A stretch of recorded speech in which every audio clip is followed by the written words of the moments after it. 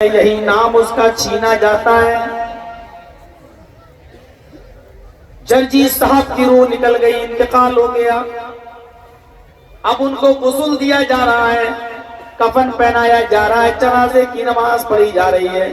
کوئی آدمی یہ نہیں کہتا کہ جرجی صاحب کو غسل دے دو۔ آج کیا کہا جا رہا ہے؟ جرجی صاحب کو غسل دے دو نہیں، میت کو غسل دے دو۔ سب سے پہلے یہ نام ختم۔ ابھی کہیں آئیے جرجی صاحب، آئیے بیٹھیے، کھانا کھائیے۔ انتقال کے بعد کوئی نہیں کہے گا کہ جرجی صاحب کو غسل دے دو۔ کیا کہا جائے گا؟ میت کو غسل دے دو، میت کو کفن پہنا دو، میت کا جنازہ پڑھاؤ، میت کی نماز جنازہ پڑھا دو، میت کو کاندھا دے دو۔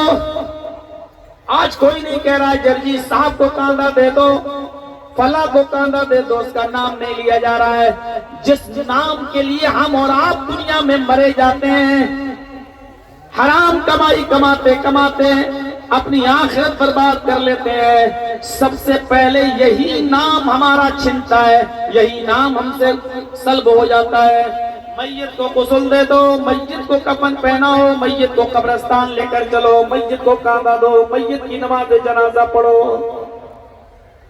کوئی عزت نہیں، کیوں؟ روح نکل گئی۔ جب روح نکل گئی تو باڈی کی کوئی قدر نہیں۔ اسی طریقے سے جس عبادت کے اندر سے روح نکل جائے، یعنی تقوی نکل جائے، وہ عبادت بیکار۔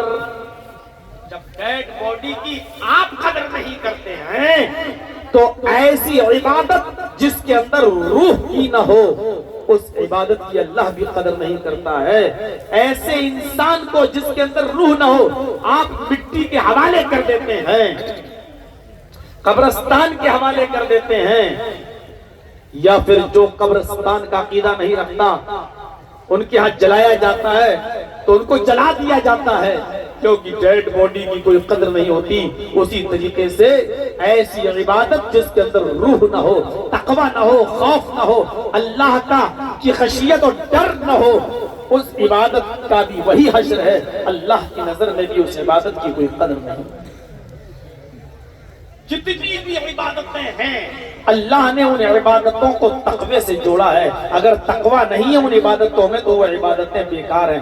نماز جب تک اللہ کے لیے پڑھ رہے ہیں قابل قبول، اور جہاں آپ نے یہ سوچا ارے یار میں تو حج کر آیا ہوں، حاجی ہو کر بھی نماز نہیں پڑھوں گا تو لوگ کیا کہیں گے، یہ دیکھو کتنا بڑا کمینہ آدمی، حج کر آیا پھر بھی نماز نہیں پڑھتا۔ پورے ہفتے مسجد میں گئے، جمعے کے دن مسجد میں سب سے پہلے کیا سوچ رہے ہیں، اور جمعہ بھی نہیں پڑھوں گا تو لوگ کیا کہیں گے، کتنا بڑا کمینہ ہے، دیکھو جمعے تک کی نماز نہیں پڑھتا۔ دیکھیے اب یہ عبادت نہیں رہی، کیونکہ آپ نے گاؤں والوں کے ڈر سے نماز پڑھنا شروع کر دیا ہے، آپ نے لوگوں کے ڈر سے مسجد میں آ رہے ہیں، اب یہ عبادت نہیں ہے۔ اللہ تعالیٰ نے اس نماز جیسی عبادت کو بھی تقوی سے جوڑا ہے، فرمایا من صلی یرائی فقد اشرک، جس نے دوسرے کو دکھانے کے لیے نماز پڑھی، جس نے دوسرے کو دکھانے کے لیے عبادت کی، اس نے شرک کیا۔ مورتیوں کے سامنے جھکنا ہی شرک نہیں ہے۔ اب آپ جو نماز پڑھ رہے ہیں نا گاؤں والوں کے ڈر سے، اللہ اکبر کہہ کر نیت بندی ہے، رکوع کر رہے ہو، سجدہ کر رہے ہو، لیکن آئے کس لیے ہو مسجد میں؟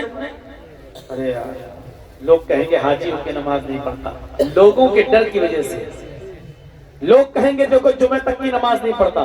اب یہ رکوع، یہ سجدہ، یہ اللہ کو نہیں ہو رہا ہے، لوگوں کو ہو رہا ہے، یہی شرک ہے۔ من صلی یرائی فقد اشرک، جس نے دوسروں کو دکھانے کے لیے نماز پڑھی اس نے شرک کیا۔ منع کیا نا، مت بنائیے۔